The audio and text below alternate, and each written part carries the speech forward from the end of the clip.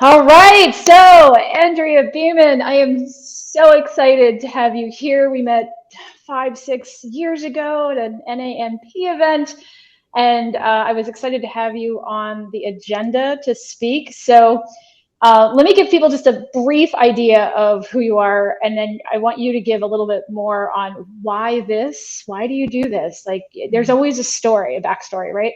So we know you're an author. You've got tons of books out there. You're a natural food chef, thyroid expert, holistic health coach, herbalist, educator, dedicated to natural healing and sustainable living. The one thing I didn't know about you when I was reading the bio is that you were on Bravo's Top Chef. I Yes, didn't know season that. one. I'm OG. Ah, oh, OG. Yes. So I'm gonna have to go back into the archives and find that video because I loved that show, but I don't think I started watching until after that first season. So I'm gonna have to go back. And then you were the executive producer and host of the Fed Up cooking show, helping people with body ailments, using food as medicine, using herbs as medicine. So I know you've got a list of all the other amazing accomplishments, but I think a lot of it's going to come through in just some of the stuff we're going to talk about today. So I'm going to send people back to the main page to read all of the rest of it. But I want to hear from you. What got you here? Because no one ever like dresses up as a nutritionist for Halloween. So like, why? Why this? Why? It's such a good question. And there were steps to get me to where I am. And it started from sickness. First, it started with my mother's sickness. My mother had breast cancer back in the 80s. And at that time, they were doing radical mastectomies, right? They take off the whole breast and they took out all the lymph nodes, right? And, um, and then they put her on radiation and she went through this whole thing. And, she had a port, chemotherapy, the whole thing. They just, everything, they throw everything on top of you. And if you make it out of that stuff, God bless you. And Right. she did. And then the doctors said, okay, after a year, they said, okay, there's no more tumor markers or anything like that. So she's cancer free.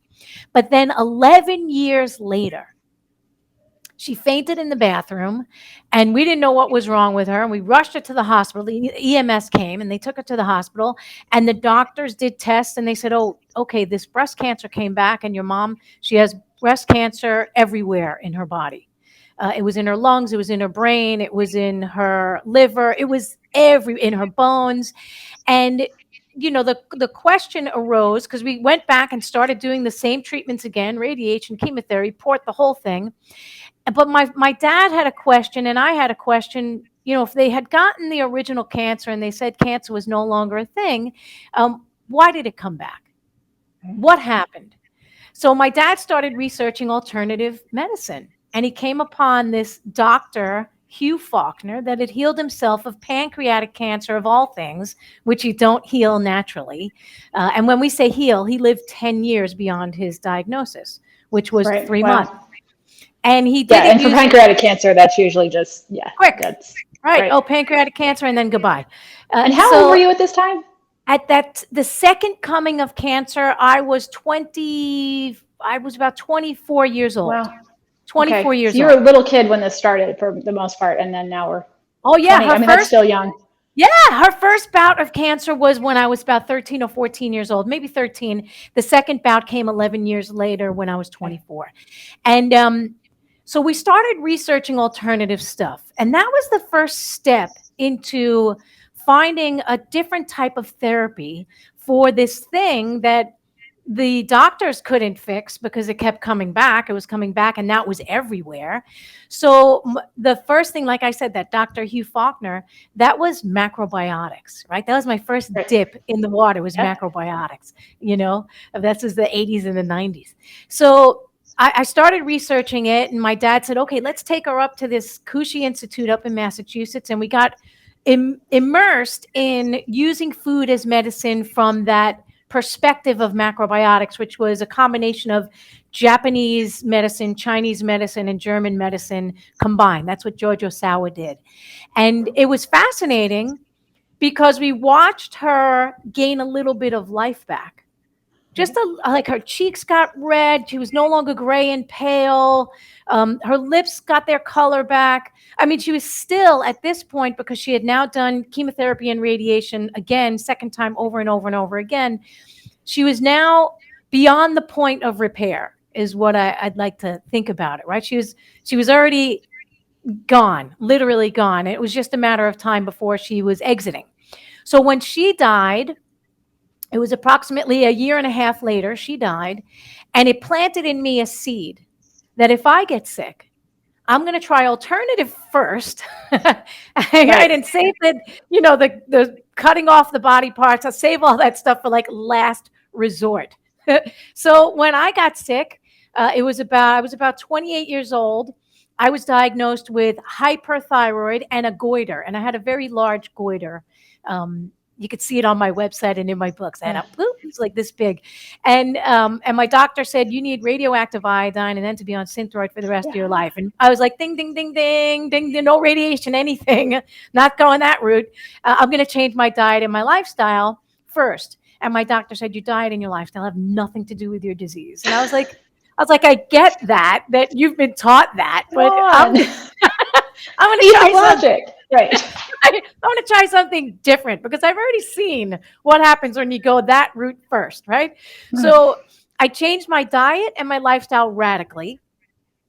I started eating natural foods, whole foods. It was mostly on the macrobiotic phase. It's transformed in the past. I've been doing this, 25 years now. So it's transformed a lot since then. But that's how I started with my step into natural healing. And within 4 months, my goiter started shrinking. My heart palpitations went away. My hair stopped falling out. My skin cleared up and I lost 20 pounds. And I was like, oh, okay, this is good. So I go back to there's something to this. Yes, there's something to this eating food and changing the body thing. So I go back to my doctor. And my doctor says, listen, your thyroid numbers have changed. It's still not normal. You got to take this medication for the rest of your life. Oh, yeah. So, I said to the doctor, I said, I'm going to continue doing what I'm doing because my body feels really good and things are shifting for sure.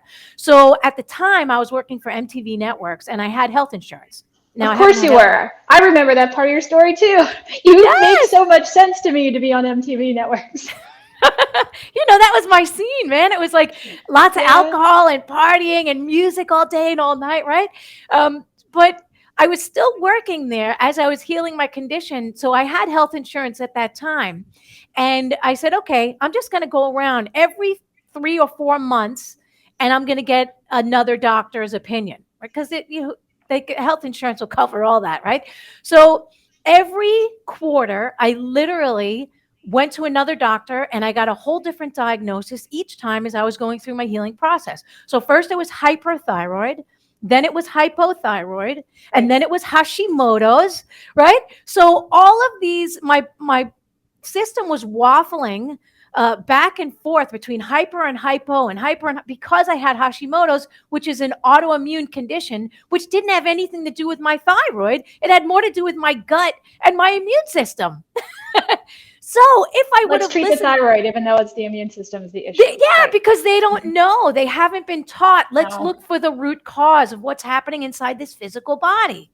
They go, okay, heart's out of balance, treat the heart. Thyroid's out of balance, treat the thyroid.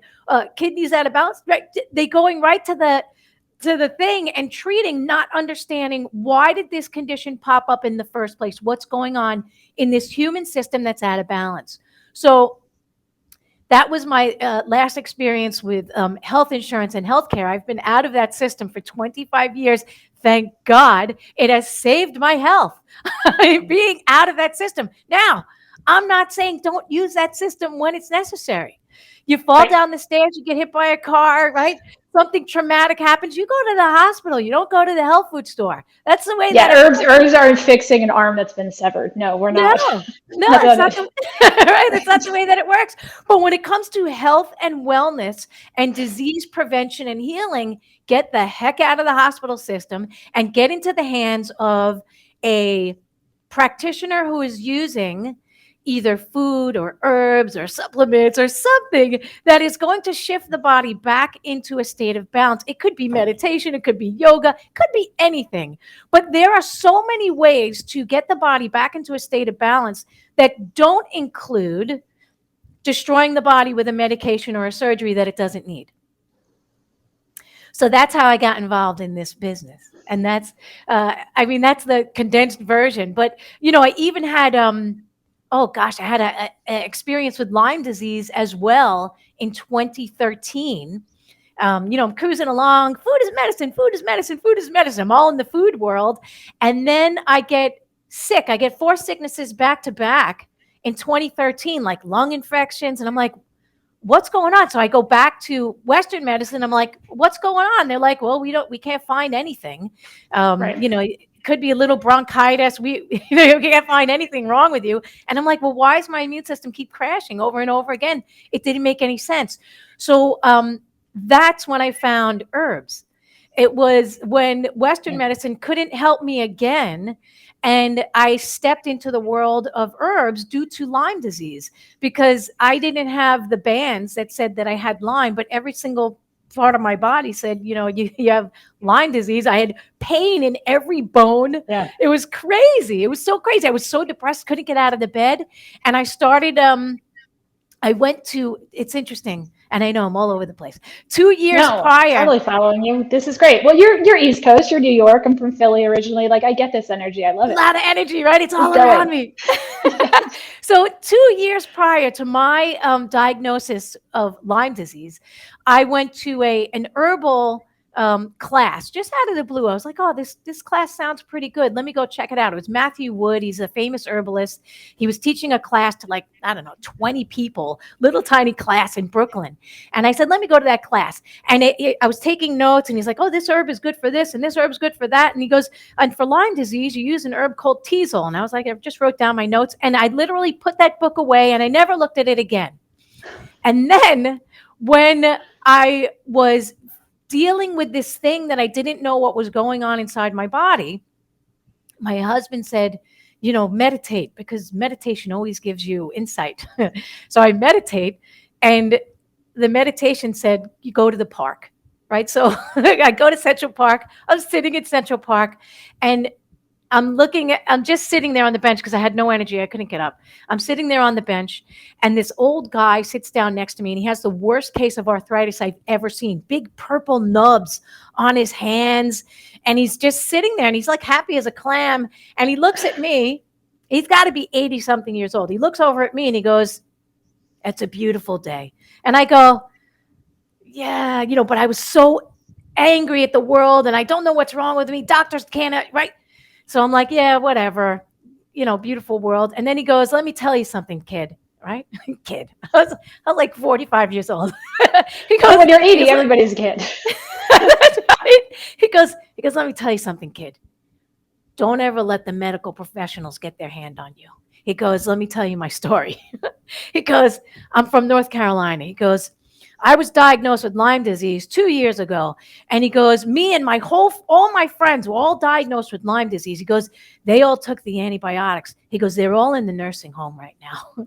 He goes, but me, I'm living my life. I'm out, I'm going. He goes, don't ever let them get their hands on you. And as he's talking to me about his Lyme disease, my little finger, right, where his purple nub, my little finger starts going like ding, ding, ding, ding, ding, ding, like all this pain. I got it. Yes. And I'm like, oh my God, I think his bacteria in his body is talking to my bacteria in my body.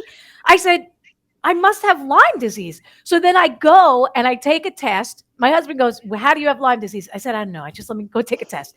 So I go and I take a test, and I had, I think, 3 bands in the Lyme panel. But you need 4 to be Lyme positive. And I said, okay, I understand, to my husband. I said, I understand it only came back with 3 bands, but I'm going to take this herb that this guy talked about 2 years ago in this class. And I ordered the herb, and I took it. And as soon as I took it, not a day later, not a week later, as soon as I took that herb, my brain came back online. It's that herb is called teasel. It supports the kidney element. The kidneys support the brain and the ability to have clarity. And it was fascinating to me. And that was my step into the herbal world, right? Food is medicine, one step into the world. Herbal medicine, another step into the world. Meditation medicine, another step into the world of alternative healing.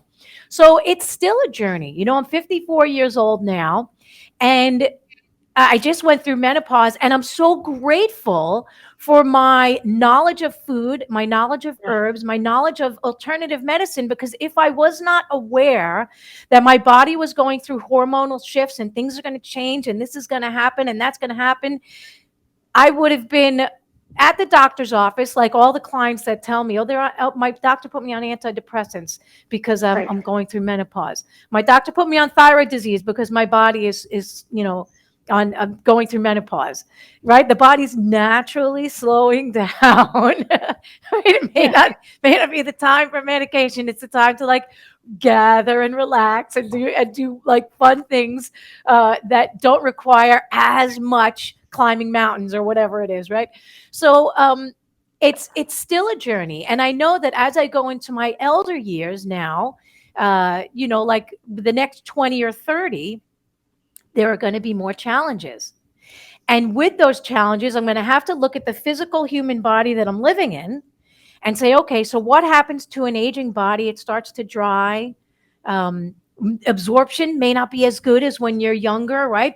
So the food has to change a little bit, where maybe before I could sit down to a steak and eat a steak and digest it. As you age, maybe the steak needs to be in smaller pieces, or it needs to be in a stew so it's easier to absorb and digest, or it needs to be in a congee, right? Something that's easier for the body to digest. And this of course, projecting into the future, but thinking about the way that the body is designed and the aging process, I know that things are going to happen, and I can be here to support it. I can take control of my health and my happiness without having to go into the nursing home and be on 27 different medications, not thriving, barely surviving, and hooked onto a system that is not supporting their health and happiness. Right. And thank you so much, because, we lost her again. She'll be back. I know she will. There she is. Started again. Oh, it's all right. It's internet, it's how it works. But what I was saying is, I'm so excited that you're saying this, because I think if we give people back their empowerment and they understand their bodies are so amazing. We have a client that has a similar storyline to yours of take the thyroid out, irradiate it, kill it off, do all the things, and she chose not to. And when she came back with all the numbers a year later that didn't make sense to her traditional doctor, her endocrinologist, he kept saying, you're a miracle, you're a miracle. And I don't want to take the work away, but at the same time, I'm like, you're not a miracle. This is how the body works when you work with it. And I hope that more people understand the idea of what you were just saying, of when you understand what's going on and you understand how to work with your system. Yes, we're all getting older. Yes, but you don't have to just, curl into a ball and die. It's how do you work with the system? Why do you make changes? Why do you make shifts? So in that instance, so you're just talking about, as you continue to get older, I mean, obviously the digestive system starts to shift and we start to kind of not absorb as well and digest. What other things would you tell people who are here? Because, a lot of the people on here are women. A lot of them are going through menopause. I'm dancing right on it myself right now. So there's a lot of questions around that. So talk a little bit about that, because I think obviously there's going to be a lot of questions. People think, oh, I'm just supposed to get on replacement hormones because that's what you do. So can you speak to that? Okay, yeah. So first, let's talk about we actually are miracles. Well, yes. Like just being here in a human body on planet Earth in the universe. Wow, that's a holy miracle right there. Yes. So let's honor the body, and like you said, get to know it better and what it needs. So when we get to know the system that we're living in, we can support it so much better. So like, for example, the aging process and bioidentical hormones. So the human body is designed to have this surge in hormone at specific times in life, right? So when we're coming into our teenage years, we're having a surge of hormones. As the breasts are growing, the gonads are starting to get really excited, right? The whole system is getting ready and ripe for fertility, right? So you're having this big surge in hormones. Acne's popping out on all the teenagers' faces, right? The hormones really, they're expressing Everywhere. themselves everywhere, right? They are expressing. Yes. Totally expressing, right? And that is perfectly normal. They go through that shift and they're moody. Like, look at a teenager. They're moody, right? Those hormones are changing, and then don't talk to me, and I'm raging hormones, and I gotta get laid, or whatever it is. Right? So then we have another big hormone shift as we're going through menopause. We're going through literally a hormone shift. The estrogen is changing, the testosterone, everything is starting to shift again. We're no longer in our fertile stage. We're moving toward the elder stage, where fertility is not essential, because we're not even able. Who would want to be pregnant at 60 years old? Who would want to be, right? No, we're going into the wisdom years, the elder years, right? So we first of all have to get psychologically and emotionally prepared that we're losing that fertility and that lushness, so to speak, but we're still valid and we're still important. Only now we're the sages, we're the wisdom keepers, we've gone through life. Our next phase is not to give birth, it's to give ideas and information and wisdom, right? That's our next stage. So when we put the hormones back into the system, when the system is saying, I'm done with this hormonal stage, I'm done with this fertility stage, that creates a whole host of problems on its own. It will extend the menopause years, where they'll have menopause for a longer period of time. It can potentially lead to cancer, because there is a time and a place for everything, meaning all cells are born and all cells die, and all humans are born and all humans die on the largest scale, right? So we're perpetuating a process of creativity or fertility, which is unnatural for the system that it's living in, right? And like I said, nobody wants to have a baby at 70. I mean, some people may want to have a baby at 70 or 60, right? But it may not be the best. I don't know any. I'm sure there's somebody, but I don't know anyone. Right? It's not, you don't really want to have that level of fertility. Not that you could, because eventually the blood is you're not going to drop any more eggs, right? But still, it's still putting the system out of balance. It's out of balance when you're adding in the hormones to try and keep it young and fertile and lush. Now, there are ways to keep the body moist and lush and beautiful without putting in the hormones. I love how you phrased that. That was just such a good visual. Oh, just good. Lush. Yes. Lush. Yeah. Lush. Lush. I'm gonna start using that. Yes, it's a good one, right? So you can see, like, as I'm in my 50s, right? See all the gray? So my gray started in my 40s, right? Probably around, actually, no, it was around 37, 38, my gray started. But it's really come into its own in my 50s. And this is just a sign of the aging process, right? So just like for me, I'm not going to color my hair because then it won't match my face and the wrinkles that I have, right? It's going to start to have this this look where I'm not telling people not to dye their hair. I know how so many women are, Like, hold on. Everybody's getting upset. Just take a step back. Yeah. Let's take a step back. What I am saying is that the hair losing the color is the lack of mineral absorption, right? And it's also a part of the process. Like, it's very rare to see people in their 70s and 80s and 90s with color in their hair, right? The color starts to wane, just like the trees in the spring and the summer are green and beautiful and lush, right? And then the color starts to drain from the leaves, and then there eventually no leaves on the tree, right? Which is eventually what will happen to us. Well, they have much longer lifespans than we do. But the color starts to drain.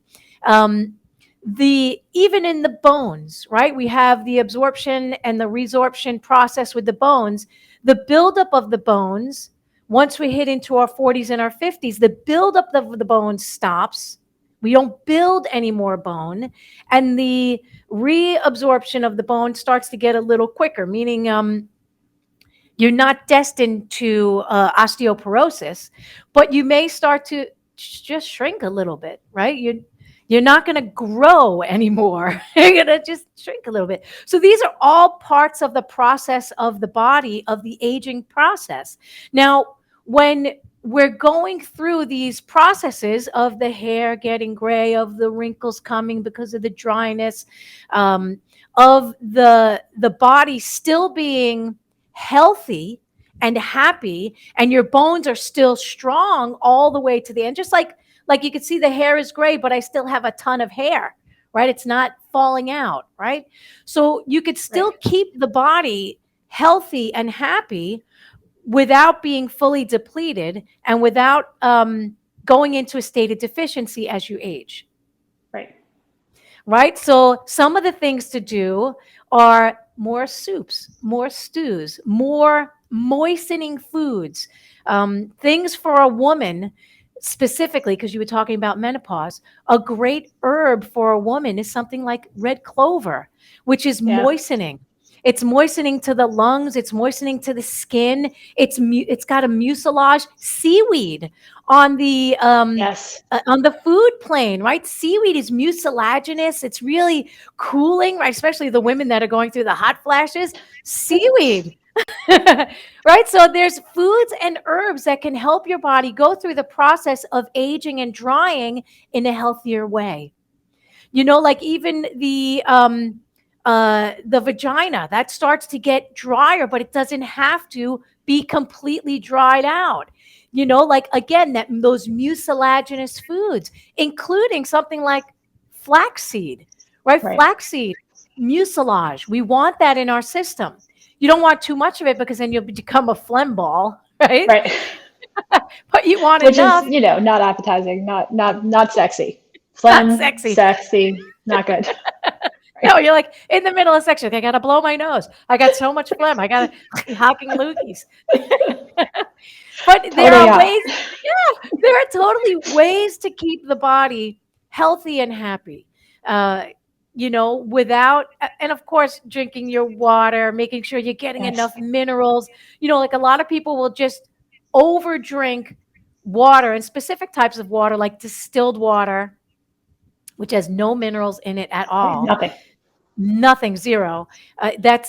I think that distilled water is actually detrimental to people's health. Yeah, my husband and I were just literally having that conversation with somebody. They said, my health professional says it's only distilled. It's the only way to go. And we were like, you are depleting of all things in distilled water.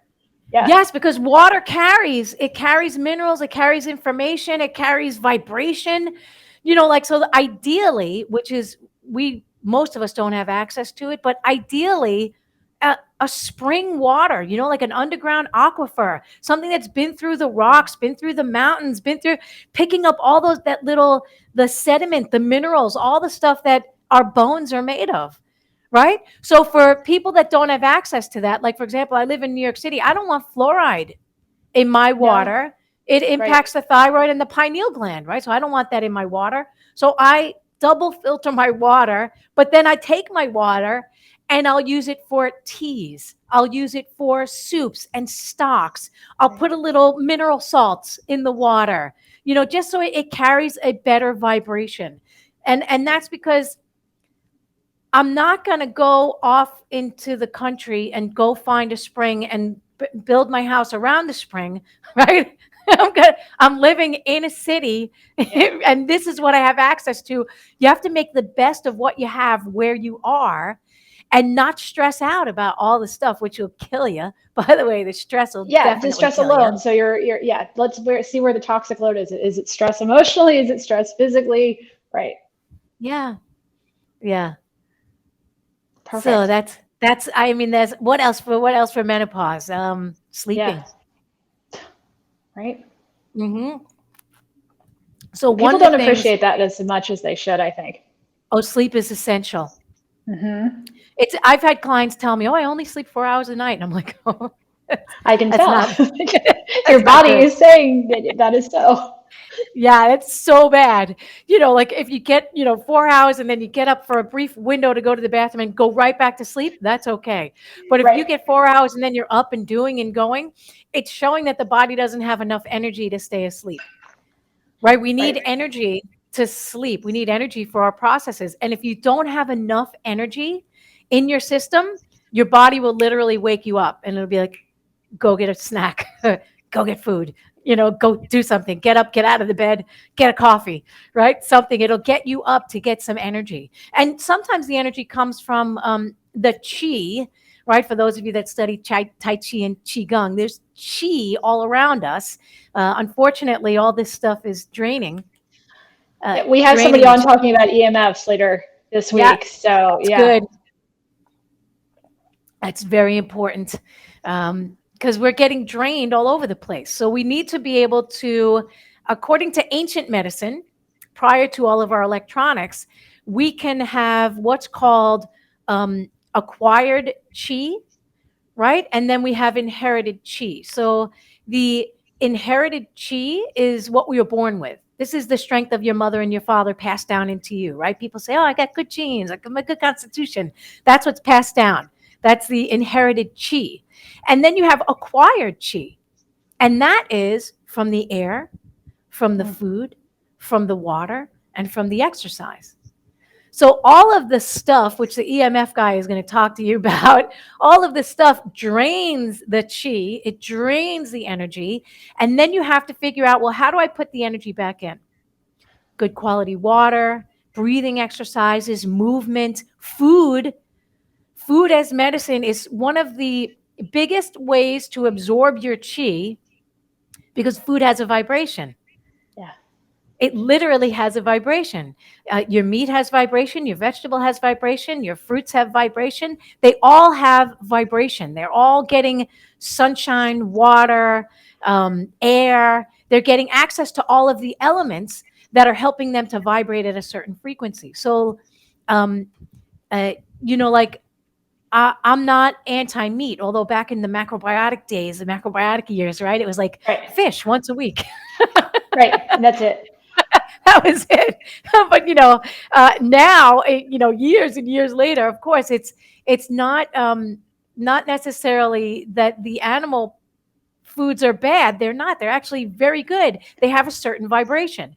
So an egg has a certain vibration. So do you want a 6-egg omelet or do you want 1 or 2 eggs? What are you seeking? Do you need the strength of a bull? Have a bison burger. Right. Right? Food is energy. And then, of course, whether or not you absorb that is a whole nother episode. Right? It is a whole Yes. nother because you can be Whole eating nother.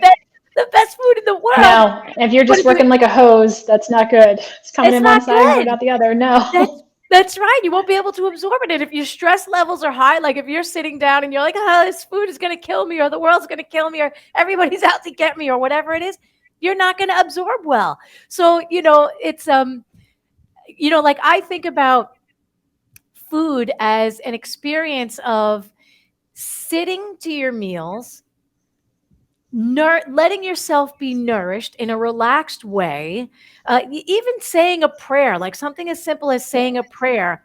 Thank you for this food. Thank you for the farmer that grew the food. Thank you for the CSA. Thank you for the sunshine that went into it. Anything just to get you into that grateful state, which calms Yep. the nervous system, and then eat your food. You'll Yeah. absorb Most people much are eating more. it in the car, over the sink. They're running here. I'm like, your whole system is on overload. You're not digesting anything. That's correct. That's correct.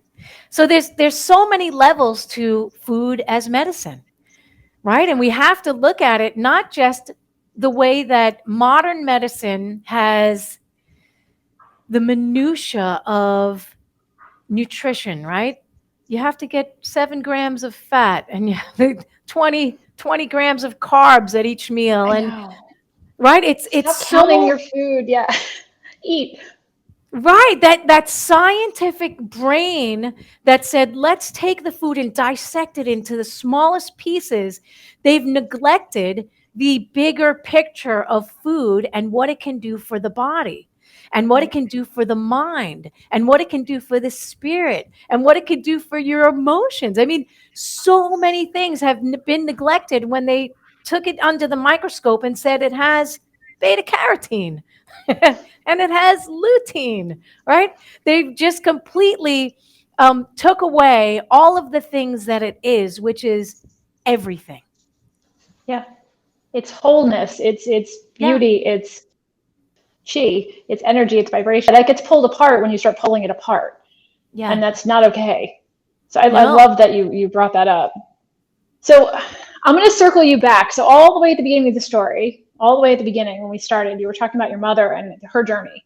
Mhm. So I know that you also speak to audiences about inhibiting the growth of cancer cells and how to do that naturally, because we touched on it a little bit, but then we got into more of the thyroid. So can you come back around on the cancer component?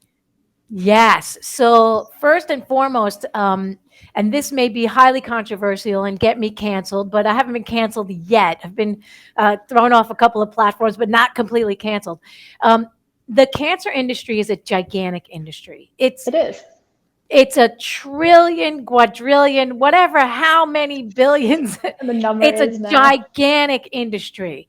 So, to keep people in a state of fear about cancer is really good for the industry.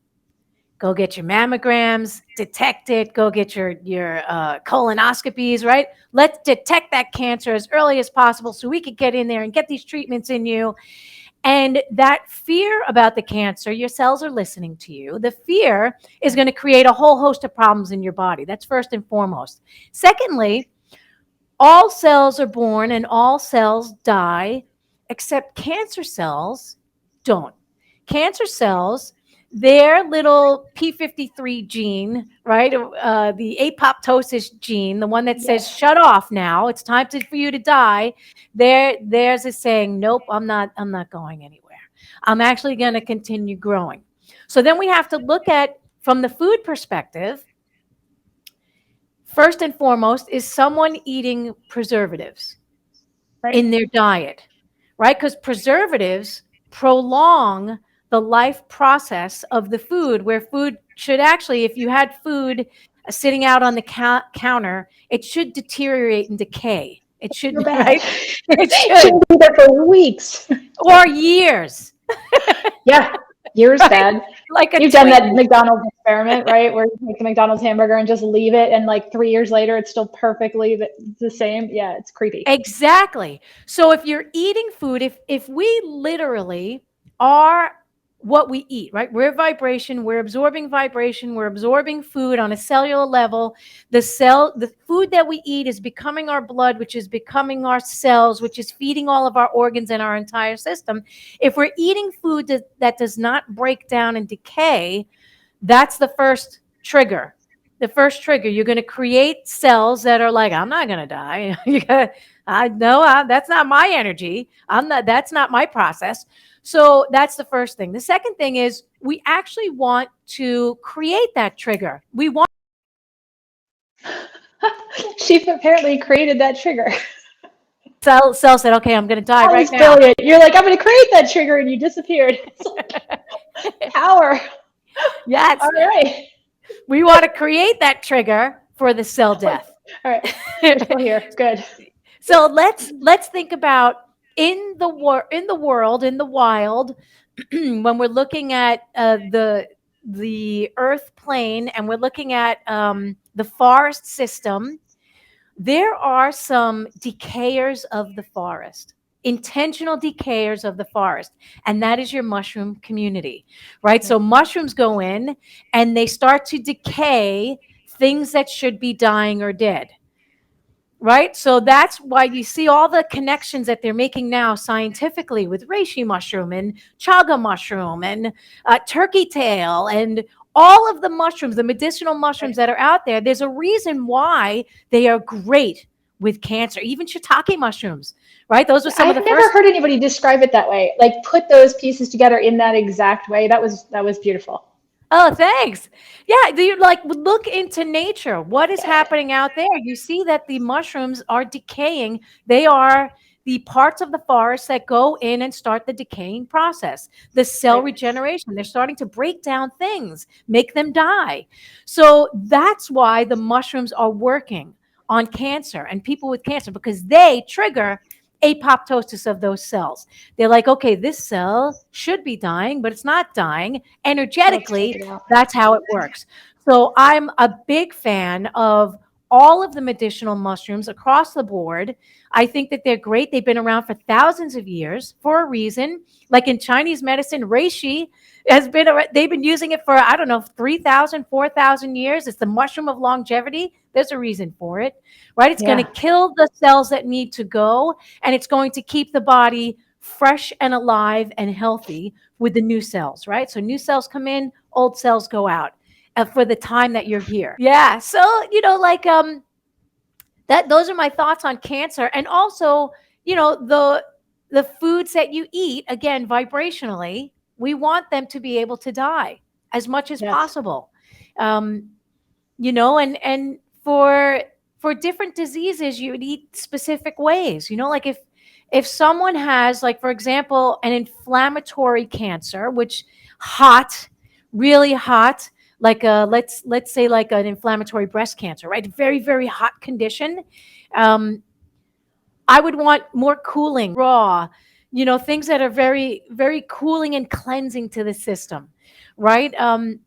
Uh, as opposed even something like a colon cancer, right? I would do something a Right. little more cooling, cleansing for something like that. So, but that wouldn't mean raw mushrooms. I want to be very clear that no mushrooms are eaten raw. They're not. We don't have the potential to digest them. We actually need to cook them outside of our body with heat to break them down to the point that they're going to do what we need them to do. So Right. even if you're taking on a raw foods diet for a specific type of cancer, don't have raw mushrooms. Very important. Stick with the traditional ways that those foods were cooked. Um, I think that there's a lot to learn from ancient wisdom. The ancient people they didn't have access to the science that we have today, right? They weren't eating raw mushrooms like ever. There were certain foods that they would never eat raw. They were cooking lots of stuff. So I'm a Right. big fan of cooked foods and then using raw foods as well, but using them for specific conditions in the body to get the body back to a state of balance. And then once the body is in balance, then you'll be able to know, oh, this works for me. Oh, this is great. Like this morning, I went for a run this morning, and when I came back, the first thing that I had, believe it or not, was a nectarine. It's the middle of Okay. summer. It's August. It was delicious. It was refreshing. It was hydrating. And then after my nectarine, then I had my eggs and bacon. I had beet salad. It was a really delicious breakfast. So, think about what is it craving, and give it what it's craving. And if you're getting cravings, like cravings for chocolate or cravings for coffee or cravings for pizza, think about what is it about that food that is driving the craving, because it may not necessarily be the chocolate or the coffee or the pizza. It may be Right. the flavor profile of that. So for example, coffee and chocolate, underneath the sweet that we put onto it is bitter. Right. And bitter is clearing and cooling to the system. So if you're craving coffee and chocolate, right, with this bitter flavor, find something that has a bitter flavor that is also cooling, that's not going to deplete you in any way or put you into like sugar addiction, which so many clients tell me, oh, I just have one piece of chocolate a day. Right? Chocolate every single day, or I just have one coffee in the morning. That's okay. Like, but if your body is not well, then it's not okay. Right. And I don't think a lot of people get it's just a little bit of this. I'm like, well, if it's daily, if it's this, why are you eating it? Is it mindful? Do you understand what what's driving you to eat that? That's It's correct. fascinating when people start getting more of an awareness. Mm-hmm. So that is fantastic that you brought that up. And then just really quickly, seasonal foods, of course. Like all I want is watermelon right now because it's 115 degrees out here in Arizona. But watermelon's all I really want. Yes. Speak to the seasonality of food, because it's not always the food, it's what's in season right now. That's correct. So I'm a big fan of seasonal eating. And one of the things that I love to do with clients is just get them connected back to their food in a healthy seasonal way. So that could be as easy as going to your local farmer's market and seeing what's in season in the spring, in the summer, in the fall, and in the winter. And a lot of people tell me, oh, there's nothing available in the wintertime. And that's not true. Oh. Bones, beef, stocks, meats, all of those rich, nourishing, deeply nourishing foods, roots, all the roots are available in the wintertime. Hardy vegetables like cabbage, right? So summertime, you just said it's 115 degrees, you're craving watermelon. In New York this morning, it's 80 something degrees, it's going up to 90. All I wanted was that nectarine when I first got into the house, right? Cooling, refreshing. So first, look to the seasons. What is the earth naturally providing for you at this time of the year? And where do you live, Kirstin? Just outside of Phoenix. Just outside of Phoenix. So right now, you said it's 115 degrees. You want watermelon. Also, another great thing for you outside of Phoenix, what used to grow abundantly in that area, which I don't know if it still does, is cactus, right? So yes, tons of cactus, right? So what is the energy of cactus? Yeah, well, I mean, it's cooling, because and a lot of people I don't think know that. But then the cactus flowers and prickly pear is in everything out here too. Yeah. Yes. So that food, like the indigenous people used to cut up the cactus and put it into their food and into their stir fries and their tacos and whatever else they were eating on their corn masa. The cactus was a regular part of the diet. So they weren't struggling in in 100-degree heat. You're still hot, but they weren't, I gotta have air conditioning. Right where we are, like everybody's so out of balance with the environment and what it's providing that we cannot, the subways in New York City are like freezers. They're like little meat lockers. Right. Why can't we have like a little bit of balance there? It's either 50 degrees or it's 110. Yes. Right. Yeah. So when you start to eat more seasonally, when you give your body what it needs and what the environment is naturally providing, again, we get to this state of balance. We start to feel more balanced. You'll feel healthier and happier. You'll have more energy spring, summer, fall, winter, right? Wintertime is not necessarily the time where I'm going to go out and do a 3-mile run. That's not what's going to happen. That's more sitting in front of the, with a cup of stock when I come in the morning, a cup of stock to start my day, right? With like warming herbs like rosemary or something in there. That's the perfect start for me in the morning. Or a big bowl of like hearty oatmeal with cream on top and butter and sausage, like more hearty warming stuff. I wouldn't even imagine that stuff in the middle of summertime. Right.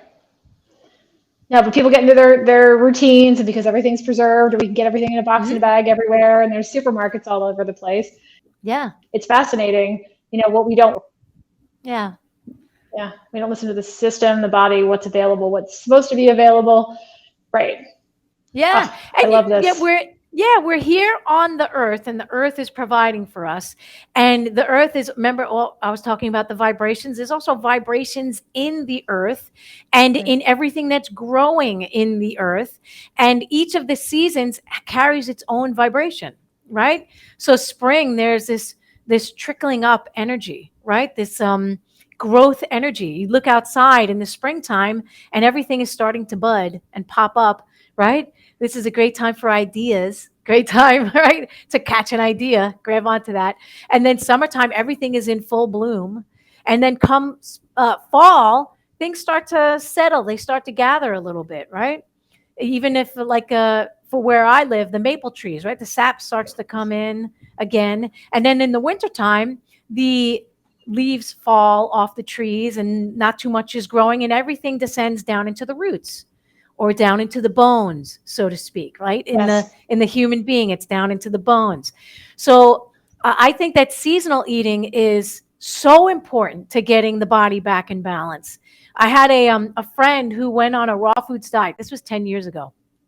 She went on a raw foods diet and she lived in New York, and she was eating tons of coconut for breakfast, coconut for lunch, coconut for dinner, coconut all the time. And I was like, I was talking to another friend. I said, it's just a matter of time before she's got to move to like Costa Rica or somewhere. And wouldn't you know it? She moved to Costa Rica because she had to physically move to the place where the coconuts were growing, right? Her body was literally drawn to the place where the coconuts That's were awesome. growing.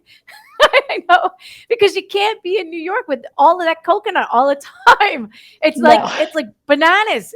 Like they're not growing here. I eat them once in a while, but they're not growing here in New York. If I want to be in banana land, I'm going to go to where the bananas grow. That'll keep me. It's a life lesson. If I want to be a banana, then I'm going to go where the bananas grow. That's a children's book all by itself. Yeah, I feel like your next book is a children's book. Yeah. Where the bananas grow. Let's go to Banana Land. Banana Land. Oh, I can totally see it. BANAN, bananas. Oh, I love that. Oh, okay. So I can't believe we went through this time so quickly. Actually, I don't know why I'm surprised. I kind of saw that coming with you. So tell people before we forget, tell people, I know you've got a course that they can get into online. I know there's some other stuff, obviously all your books. How do they do that? Tell them where to go. Well, the best place to go is go to AndreaBeeman.com, and you can see everything that's going on. If you want access to my Food and Herbs as Medicine free download, go to AndreaBeeman.com/FAM, meaning food is medicine. So it's AndreaBeeman.com, /FAM.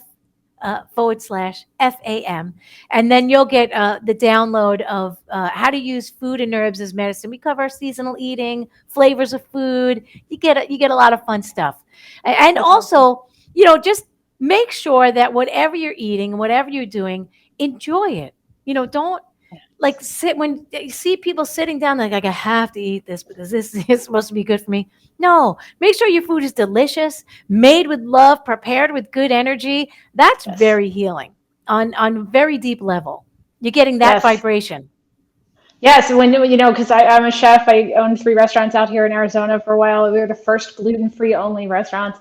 Wow. When my head chef would come in, a lot of times he'd put on certain music, and for Valentine's Day when he was making like the cheesecakes and all the things, he had like Luther Vandross on, and he'd be singing, and he's like, I'm putting more energy into the love of the cake, and there's just that energy, but it was the most brilliant cake ever. Yes. But the other team, or the rest of our team, was like, he's crazy. I'm like, oh no, he's got this is where the real chefery comes in.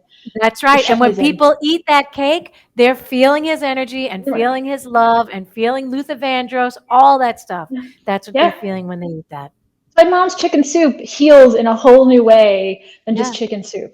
That's correct. 100%. All right, lady. Well, we have all of so anybody who's looking for anything and didn't catch what she was saying before, you can also go to the page with the replay, and underneath that, all of her links will be there. All of her access to all of her socials will be there as well. So Andrea, thank you so much. I enjoyed this thoroughly. We totally have to do more because there's so many other topics we didn't even touch on that I know you're brilliant into. Thanks. And thank you for all you do and for bringing this information to the world.